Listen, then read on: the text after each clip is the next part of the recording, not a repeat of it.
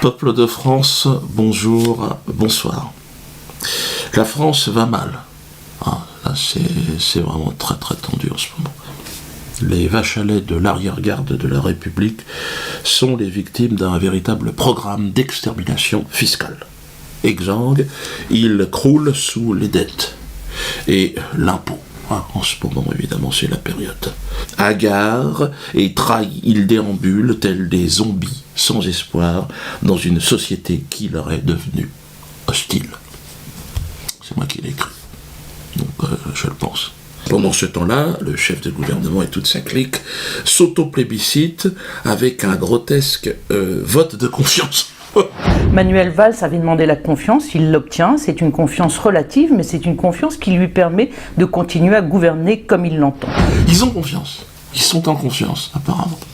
Plus personne ne peut les blairer, ils ne représentent plus rien, ils sont rentrés dans les négatifs au niveau des sondages, mais ils ont confiance. C'est-à-dire que c'est un petit groupe de gens, ils se disent « t'as confiance ? Ouais, j'ai confiance ».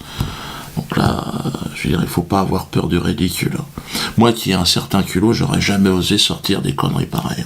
Mais bon, vote de confiance, que je vous dise. Se foutre de la gueule du monde et humilier les plus humbles d'entre nous est devenu un jeu de l'esprit en vogue à la cour du royaume de France.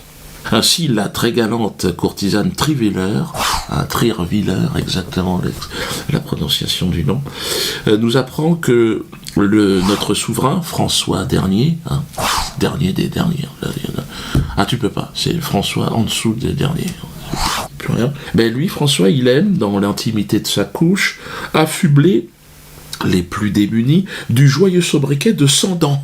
Faut pas déconner.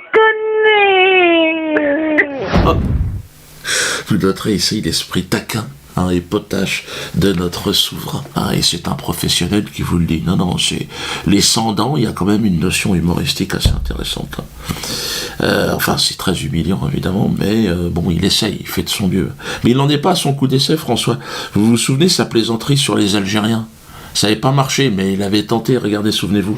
Monsieur le ministre de l'Intérieur, qui va vous quitter peut-être pour aller en Algérie, il en revient, sain et sauf, c'est déjà beaucoup. Il n'y a que devant ses maîtres que François se montre un peu plus sérieux.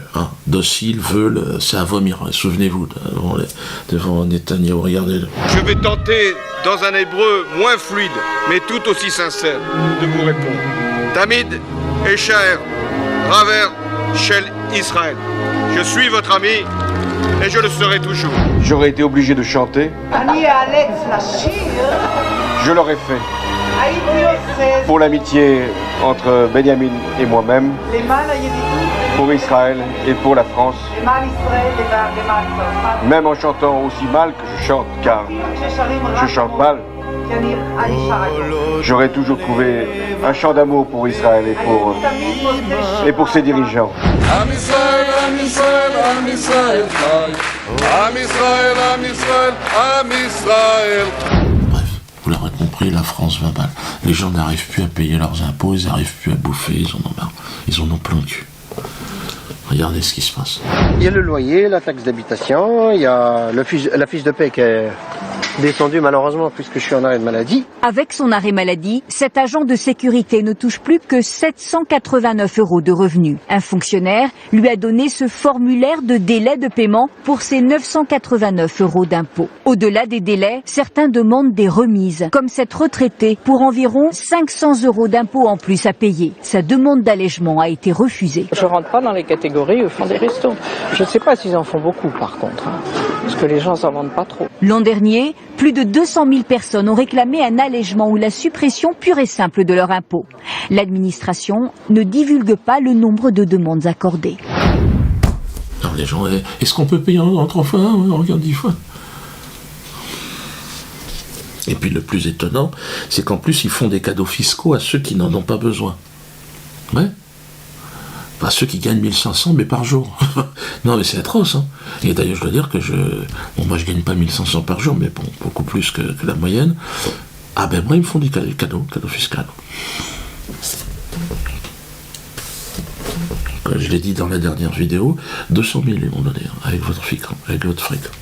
Non mais j'ai honte, mais... Avec votre argent. Mais tout est dans le bouquin. Hein. Tout est dans le bouquin. Hein. Il y a tous les documents, tout ce qui vont... c'est page 112. N'hésitez pas d'ailleurs à acheter le bouquin, à découper la page et vous allez aux impôts. Puis vous leur dites, j'ai pas le droit à 200 000 €. Hein. S'ils le donnent à un dangereux criminel comme moi, antisémite, néo-nazi, fraudeur, mangeur d'hommes, j'imagine que la vache à lait moyenne, elle peut quand même pouvoir solliciter quelque chose. Hein. Essayez, hein. Faut tenter. Hein. Vous pouvez même poser la question au ministre de l'économie, hein, le nouveau là. Appelez son ministère, vous l'appelez, écoute, je sais plus comment il s'appelle, Macaron Pistache là, et puis tu lui dis, Macaron Pistache, j'ai des problèmes, pourquoi t'as donné 200 000 € au négro, chez les socialos, pour obtenir quelque chose, il vaut mieux apparaître comme un voyou, un peu une racaille. Ils préfèrent, je sais qu'ils payent quasiment pas. Je sais qu'ils ne payent pas des impôts, là. Thévenoud, vous avez vu? Regardez Thévenoud. Thomas Thévenoud quitte le gouvernement pour des raisons personnelles. Puis très vite, le vocabulaire s'affine. L'ex-secrétaire d'État ne déclarait pas ses revenus et ne payait plus ses impôts depuis plusieurs années. Ironie de l'histoire, en juin dernier, ce proche d'Arnaud Montebourg, ancien membre de la commission d'enquête parlementaire sur l'affaire Cahuzac, vient défendre l'exemplarité en tant que porte-parole du groupe socialiste républicain et citoyen à l'Assemblée nationale. La République exemplaire, c'est le renforcement des sanctions pénales pour ceux qui fraudent, pour ceux qui n'en remplissent pas leur devoir fiscal. Membre de la mission d'enquête parlementaire dans l'affaire Cahuzac, il n'avait pas eu de mots assez durs pour l'ancien ministre délégué au budget. Quant aux fraudeurs, il les exhortait en octobre dernier à faire repentance. Thévenoud, qu'est-ce qui s'est passé? Ouais, pareil, il a dit qu'il fait une maladie, une phobie de l'administratif. Cahuzac, lui, il mettait son argent en Suisse. Et c'est des centaines de milliers de... Ouais, donc, puis les autres, maintenant, ils s'inventent des diplômes. Ah non, chez les socialistes, au niveau du mensonge, ils sont balèzes. Ouais, il y a, comment il s'appelle, Cambadélis. Bon, il a un BAP mécanique, apparemment, il se démerde bien. Et puis, mais bon, pour faire de la politique, il a échangé ça en doctorat. Doctorat, économie, sciences, politique, tout, enfin, quelqu'un de compétent. Vous dites, vous, qu'il a usurpé son doctorat, qu'en gros, il a triché avec ses amis de l'Organisation communiste internationale et avec la fac. Il a triché, c'est-à-dire que pour rentrer en doctorat, il faut avoir au préalable un DEA ou un DESS. Or, il n'a aucun des deux. Et je documente de manière très précise la façon dont il s'y prend, en clair, en discutant avec son directeur de thèse, qui est un sociologue qui est mort depuis, qui s'appelait Pierre Fougirolas. Et voilà, il ne produit pas dans son dossier d'inscription les diplômes. Christiane Taubira aussi. Bon, elle avait son CAP coiffure, elle était bien. C'est vrai qu'elle l'a reçu avec mention. Et puis elle faisait aussi les permanentes. Mais bon, là, elle s'est inventée 2 doctorats, sociologie, astronomie, biomoléculaire de mes couilles. Elle a même un permis de Jeep lunaire, je crois, pour aller sur la Lune. Ils s'en foutent. Ils se donnent tous les permis du monde, c'est normal, elle est ministre, donc l'autre elle va avoir sa pote qui est ministre de l'éducation. Tiens, tu peux me signer les machins. Et... Je vais être chirurgien dentiste en sortant de là. De toute façon, arracher un chicot, franchement, pas besoin. Faut pas déconner. Le plus drôle, évidemment, ce sont les leçons de morale de toute cette équipe. Moi, Delanoë, putain, lui, il est méchant. Il nous explique que moi, je suis un délinquant fiscal. Écoutez-le. L'extrême droite elle-même est bousculée et dépassée par pire qu'elle. La haine, qu'est-ce qu'elle représente, M. Mbala Mbala? Vous parlez de Dieudonné? Je parle de M. Mbala Mbala. Oui, bien sûr, je crois que c'est son nom, mais son nom d'artiste, c'est Dieudonné. Monsieur Dieudonné, qui est un représentant du système, qui est un homme qui a mis en place un système commercial extrêmement rentable, est en même temps un délinquant fiscal. Il a été 6 fois, attendez, il a été 6 fois redressé fiscalement. C'est donc un délinquant fiscal. Deuxièmement, ce monsieur organise son insolvabilité. Non mais la diffamation. Rendez-vous devant les tribunaux, Bertrand. Je peux pas laisser passer des trucs comme ça. Attends, c'est quoi? Puis alors, c'est un culot incroyable. L'autre, il est entouré dans son parti, c'est que des malfrats, des délinquants de tous les genres. Hein, et l'autre, il me traite à moi, honnête contribuable. Hein, il me salit et tout est dedans. Page 108, vous avez mon bordereau de situation fiscale. Donc là, vous voyez tout ce qui se passe. Vous voyez bien qu'il ment. Il dit n'importe quoi, l'autre. Moi, j'ai payé plus d'impôts que lui. Et puis lui, il joue avec l'argent public. Putain, merde, non, faut regarder son calme, d'ailleurs. L'autre, entre deux séances de massage à Marrakech, il se permet d'arriver, oui, ça c'est bien, ça c'est pas bien. Bertrand, bon, allez, ferme-la. Hein. Dire, attends, il va où l'autre ? De toute façon, les médias, ils sont en train de disparaître. Hein. Eux aussi, ils ont titré pendant que j'avais mon affaire au début de l'année, là. Dieudonné doit de 15 ans d'impôts, il n'a jamais payé d'impôts. Mais c'est dingue, hein. Et là, vous allez vous rendre compte à quel point la presse vous ment. Hein. Vous allez voir tout ça dedans. C'est cette même presse qui vit aujourd'hui, évidemment, sous perfusion avec l'argent public, votre argent. Parce qu'autrement, plus personne ne s'intéressait. Pour ça, on a demandé une commission d'enquête parlementaire, ce qui est normal. Hein. Il faut qu'un député pose la question à l'Assemblée. Mais bon, il y en a déjà, au début, on en avait un. Là, ils ont, je sais pas combien. Ouais, ils sont intéressés, hein, ceux on s'est rapproché de plusieurs. Les frondeurs aussi devraient aimer ça. Hein. Parce que l'affaire Dieudonné a provoqué des atteintes graves et répétées à la personne et au bien. Moi, je parle pas de... Cette affaire a révélé surtout des dysfonctionnements majeurs dans l'action gouvernementale, notamment entre les services des ministères de l'Intérieur, du Budget et de la Justice. Elle a également provoqué au sein de la communauté nationale des craintes profondes quant à l'impartialité et l'indépendance du Conseil d'État.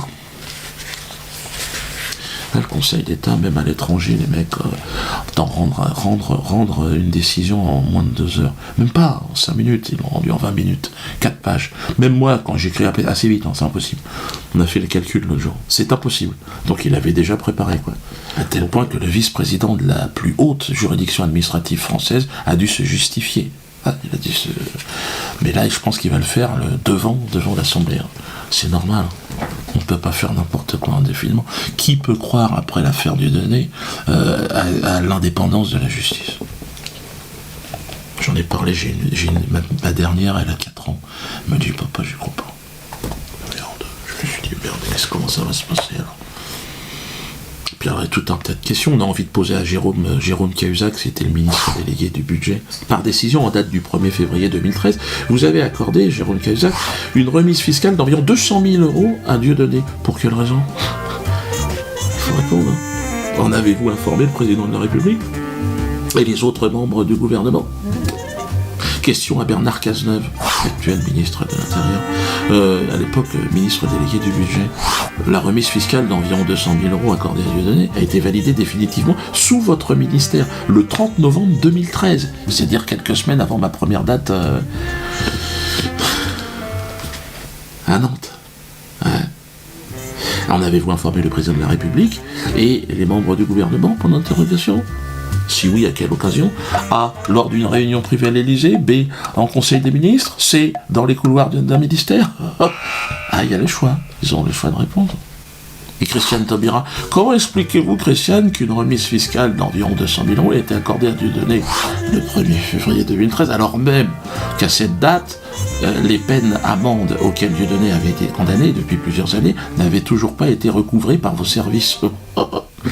Oui, c'est bon, donnez-lui 200 000, mais il doit de l'argent, il paraît. Ah, il y a un problème. Est-ce que ça fonctionne bien ? Et d'autre part, qu'une enquête préliminaire a été ouverte par vos services à l'encontre de Dieudonné pour blanchiment, fraude fiscale et organisation d'insolvabilité. Et pourtant, il me donne 200 000, au même moment. Hey, ça va les gars ? Il va falloir répondre à tout ça. Ouais, c'est vrai qu'on a envie de savoir. Non, il y a des questions, évidemment, on va poser des questions également à Valls. On va lui demander à Valls, à l'époque vous étiez ministre de l'Intérieur, combien de spectacles de Dieudonné avez-vous déjà vu déjà ?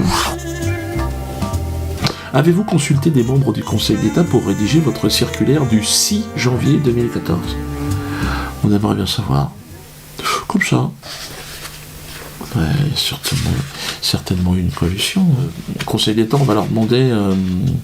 Alors, Conseil d'État, vous verrez, il y a une page. À chaque page, tu as envie de dire merde, qu'est-ce qui se passe ? Jean-Marc Sauvé, président du Conseil d'État, êtes-vous entré en relation de manière directe ou indirecte avec Manuel Valls ou des membres de son cabinet entre le 27 décembre 2013 et le 11 janvier 2014 ? Si oui, que vous êtes-vous dit ? C'est assez précis ces questions-là. Parce que c'est pas. Vous n'avez pas le droit normalement. On va poser la question aussi à Stirn. Êtes-vous rentré en relation de manière directe ou indirecte avec Manuel Valls ou des membres du cabinet ? Avez-vous vu le spectacle Le Mur ? Non, je crains que ce soit la fin de ce gouvernement. Parce que cette affaire, si vous voulez, elle a en fait... elle démontre un peu comme un baromètre à quelle température on se trouve, quoi. Kémy, je vous l'ai dit, Kémy Séba, détenu à Fleury-Mérogis, après une conférence à la Main d'Or. Il était venu parler de son livre qu'il est en train de sortir, un père de famille, un panafricaniste convaincu, un ami. Il a été arrêté, comme un cow-boy. Parce qu'il a dit il y a 5-6 ans il trouvait que la France-Afrique, il fallait que ça s'arrête. Et là, donc, on est en prison. 2 mois de prison, il risque. Enfin là, on est en train de voir. Donc acheter son livre, déjà, ça serait pas mal. Ça lui rendrait service, c'est ça le soutien. Kémy n'est pas assez blancos pour Valls. Parce que c'est que Valls, il aime pas trop les... Non, pour lui, il manque des blancos. Non plus, je suis pas assez blancos. Mais même vous, les blancos, vous n'êtes pas assez blancos non plus. Si t'es pas israélien... malheureusement, l'État ne te considère plus aujourd'hui. Mais c'est pas le seul au Parti Socialiste à pas aimer les nègres. Il y a Gage aussi. Lui, il a dit, il faut me pourrir ma vie. Parlez de moi, écoutez-le. Si on peut pourrir la vie de Dieudonné, qui est indigne de se produire sur des infractions qu'il a commis par ailleurs, eh ben écoutez, faisons-le. C'est pas de l'acharnement, c'est la force de la loi. Dura lex sed lex. Il doit savoir que la République, c'est pas uniquement la protection de la dignité humaine, le combat contre l'antisémitisme, c'est aussi le respect des lois. S'il les enfreint, s'il optimise fiscalement, il fait de l'évasion fiscale, il fait tout ça, et ben écoutez, c'est pas une bonne expression. La justice ne doit pas pourrir la vie de quelqu'un. Mais non, mais attendez, moi c'est un suprématiste juif qui entend faire plier la République et mater du négro. C'est son projet. Bon, pourquoi pas. Moi, je pense qu'on pourrait aussi lui penser à lui pourrir sa vie à lui, puisqu'il veut pourrir la mienne. Donc si vous avez des informations sur la vie de Gage, je suis présent. Je suis en demande. Ça m'intéresse, je suis intéressé. Je sais qu'il est dans l'Essonne, il est au Conseil Général, ceux qui travaillent, dites-moi combien il gagne. Si on peut lui pourrir la vie à Gage, on va le faire. Puis comme on est beaucoup plus nombreux, on devrait y arriver. Gage, tu veux jouer à ça, qu'est-ce que tu veux que je te dise? Moi j'aurais été pour la paix, mais bon... Quand tu es face à du belliqueux, à un moment donné, tu peux pas faire autrement. Comme Pascal Elbé, qui veut me défoncer ma gueule de nègre, souvenez-vous. En face, il y avait quelqu'un qui avait franchi la ligne rouge tellement fort, on ne doit pas se poser la question de se demander s'il faut ou pas agir, si on lui donne ou pas une rente médiatique. Il faut lui défoncer sa gueule. Et lui, son truc, c'est Israël. Il présente son pays, c'est Israël. Mais Israël, ils aiment pas du tout les négros, regardez. C'est présenté par Pascal Elbé, on a fait un petit montage pour rigoler, mais c'est chaud. Israël, c'est bien plus que ce que les médias nous en disent. Je viens ici depuis une vingtaine d'années et je continue à me faire surprendre par la richesse et la variété de ce pays en perpétuel mouvement. Ses habitants, sa manière de vivre, son histoire, tout est là pour vous séduire.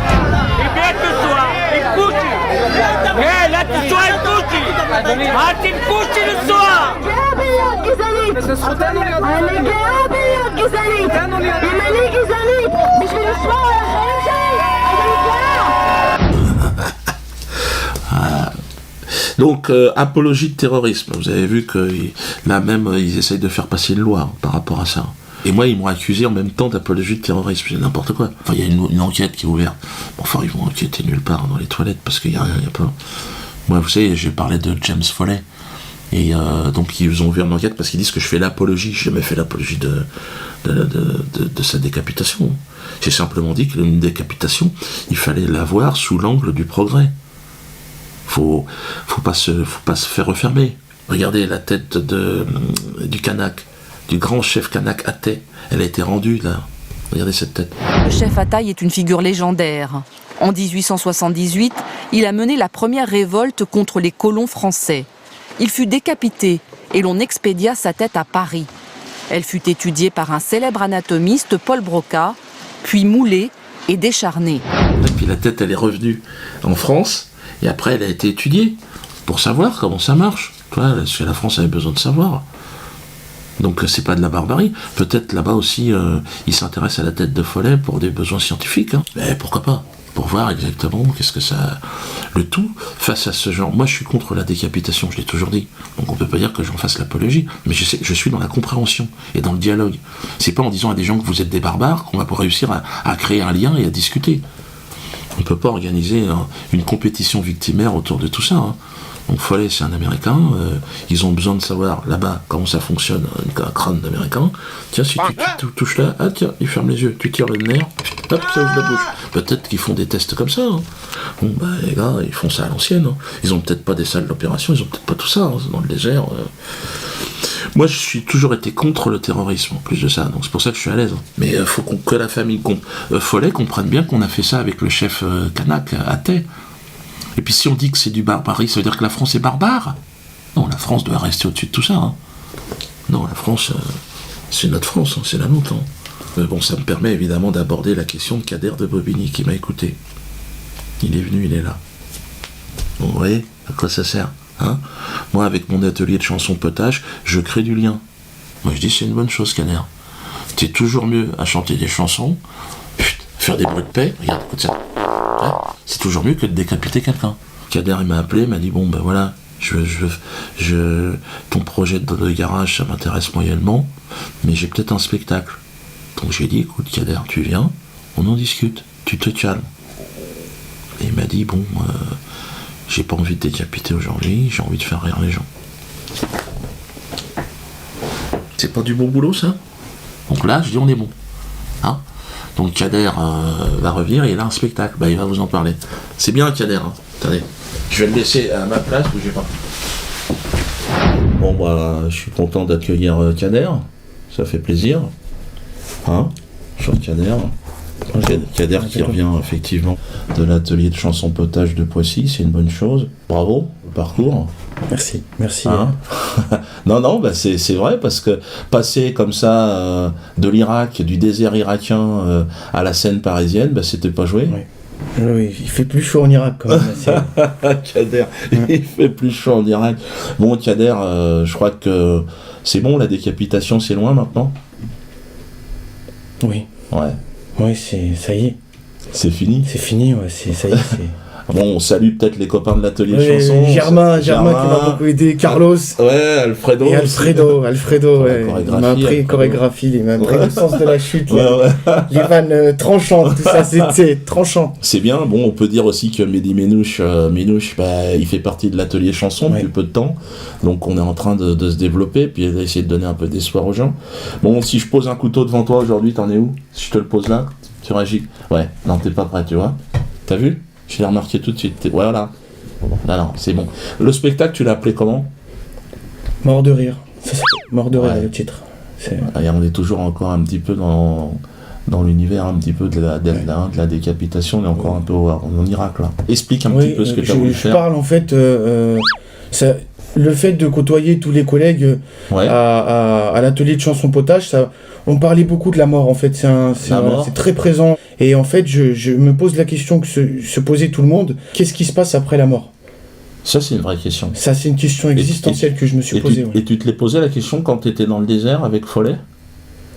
Bah, c'était un peu pour ça en fait que je suis parti. J'avais besoin de savoir en vrai, parce que bon, je regardais sur internet, mais on sait pas. Non. Les gens en vrai, ils savent ce qui se passe après la mort. Et je lui ai dit, d'ailleurs, c'est traduit, mais c'est pas traduit de la bonne manière. Je lui ai dit, tu me dis ce qui va se passer, tu m'expliques ce qui va se passer. Peut-être éviter de refaire parce que ça va te remettre en tête des trucs. Mais ça va, t'as l'air. C'est fini. Hein? Mort de rire. Mort de rire, c'est le titre du spectacle.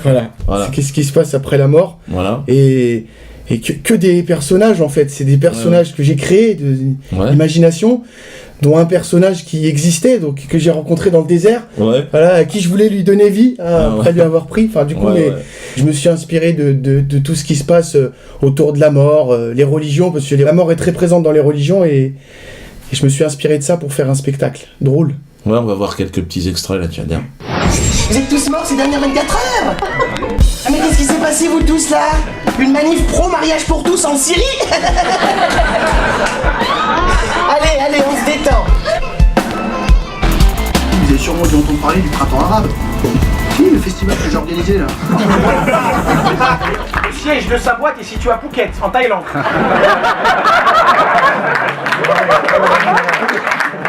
Il a été obligé de délocaliser, enfin. Puis là-bas, c'est vrai que la main-d'œuvre est tellement moins chère. Et les enfants tellement plus motivés. Moi, je suis super content. Et puis, surtout qu'à Bobigny, tu sais qu'il y a des jeunes qui commençaient aussi à prendre exemple, à faire un peu n'importe quoi. Et qui, aujourd'hui, ils vont venir te voir. Donc, je les incite à venir voir. Le Kader de l'Irak, c'est fini. Le Kader qui décapite. Le Kader, aujourd'hui, il est là et il nous fait rire. Abdullah. Et du light. Ah, c'est du light. Oui, je parle arabe. Abdoulaït. Abdoulaït, très important. Et qu'est-ce que tu as à dire aujourd'hui à ces jeunes qui s'enrôlent et qui partent en Irak? Faut pas aller en Irak. Voilà. Faut pas. Il fait trop chaud. Déjà, il fait trop chaud. La crème en plus, la combinaison, non, faut pas aller en Irak. Il faut pas décapiter les gens. Faut pas décapiter les gens. Faut pas décapiter les gens. Non, je crois que c'est vraiment un message très important. Faut pas décapiter les gens. Pas d'apologie d'actes de terroristes. Alors, ça c'est vachement bon, parce que c'est pas encore très bien compris. Mouloud de Bobigny, bon, il est encore dans ses délires, il va mal, il a un problème psychologique, et il est toujours en train de s'identifier, on sait pas quoi, et Mouloud, rejoins-nous. Mouloud de Bobigny. Rejoins-nous à l'atelier de chansons potage. Essaie de faire ressortir toute cette violence qui est en toi. Regarde l'exemple aujourd'hui de Kader. Mouloud, viens, parce que on va bien travailler. Voilà. Tu vas revenir. Toi, t'es parti loin quand même, on peut dire. T'es allé loin. T'es loin. non, mais t'es modeste. T'as quand même décapité des gens, t'as massacré des gens. Et aujourd'hui, tu nous fais rire. Et c'est ça qui est important, parce qu'il y a trop tendance à montrer le jeune de banlieue comme un potentiel terroriste. L'exemple de Kader est là pour vous dire, mort de rire. Mort de rire. Merci en tout cas. Et puis, merci beaucoup. Puis moi je serai là pour le spectacle. Alors c'est quel jour et c'est quand? Alors c'est tous les mardis soirs dans un théâtre parisien, dans le 20e. Bravo, continue. Tu es un exemple pour la jeunesse. Merci beaucoup Dieudonné, merci de m'avoir donné la chance. D'ailleurs je t'invite à mon mariage. Ouais. Si tu veux, j'ai trouvé une femme aussi. Tu vois, comme quoi. Il est du Nord. Il y a Fatima. Fatima, voilà. Il y a 15 jours, il décapite. Aujourd'hui, c'est un autre homme. Voilà. Je suis content. C'est bien, Kader. Merci. C'est bien. Merci. Voilà, c'est bon, Kader. C'est bien. Ferme-la. Alors, allez voir son spectacle, la Kader. Et je pense que Mehdi Binouche, c'est un petit peu pareil. Laissez-le moi. Vous êtes en train de fabriquer des djihadistes un peu partout dans les prisons. Pourquoi? Parce que vous faites n'importe quoi. Donc laissez faire les professionnels. Roger? Voilà, tout à fait. Roger, ça va? L'atelier de chansons potage, ça va? Ouais, toujours pas l'ordinateur. Ouais. Qu'est-ce que tu fais, Roger? Non, laissez... Qu'est-ce que tu fais? Non, regardez pas. Quoi? C'est pas vrai. Oui, c'est la colombe de la paix. Eh ben... Oui, mais qu'est-ce que tu fais dans son cul, Roger? La colombe de la paix est morte. Et Roger, il est en train de pondre des œufs dans le cul de la colombe, putain. Oui, tu vas monter ton parti politique, je sais, Roger. Le PQ, ouais. Parti de la quenelle ou du parti Toilette, toi? Oui, c'est une bonne... Ah non, moi je ne ferai plus jamais de politique. C'est pas la peine de me tenter, Roger, je ne ferai pas de politique. PQ, ouais, c'est pas... C'est quoi le... Ouais, torchons ensemble la République. C'est vrai qu'elle mériterait de torcher ça, les salauds. Non, moi je ferai pas de politique. Je veux bien te soutenir, mais je ferai pas de politique. Ah non, c'est hors de question. Non, moi c'est l'ananas assurance. Alors on en est à 80 000. Continuez. Là, je pense fin octobre, on sera aux 100 000. Là, on montre notre assurance, on s'assure nous-mêmes. C'est le début de la révolution pour moi. Alors. Non, mais je n'ai rien contre ton truc, je te soutiens. Je pense que c'est une bonne idée, une mouche à merde en plus. Moi, je pense que si Roger se présente, tu devrais... Je pense qu'il y a pas mal de gens qui devraient te suivre. Tu devrais faire mieux que Hollande. Mais c'est vrai que l'idée que Hollande ait à répondre... Et alors, vous faites moins qu'une mouche à merde, qu'est-ce que vous en pensez? Bon, je crois qu'il ne pourra pas remonter le handicap. Non, je pense que les gens préféreront une mouche à merde. Je pense. En tout cas, moi, on va lancer un sondage. Sondananas. Ouais, pour les prochaines vidéos. Vous préférez François Hollande ou une mouche à merde? On va voir. Non, mais... Ou Roger la mouche, si tu veux. Susceptible parce que je m'emmerde. Alors qu'il est toujours sur la merde. Non, mais je sais, t'as un programme, Roger, mais t'es quand même dans le cul de la colombe de la paix. Donc, si tu pouvais sortir de là, ça serait un petit peu plus présentable. Quoi. Mon neveu, Joe Damas, donc fait son spectacle aussi. Hein. Voilà, il va m'accompagner aussi en tournée. Et mon neveu, ouais. Vous vous souvenez ? Voilà. Donc allez voir son spectacle. Hein. Il a un super spectacle, vous allez voir sur l'écologie, il s'intéresse il a son jardin et tout, il a toujours été attiré. Bon, heureusement, ça lui, parce qu'autrement, il est trop intéressé par les jeunes femmes. Bon, on a du mal, on n'arrive pas à le caser. Il se frotte toujours. La femme rose, il me dit, non, tonton, frotte la rosette. Frotte la rosette. La rosette, des fouet.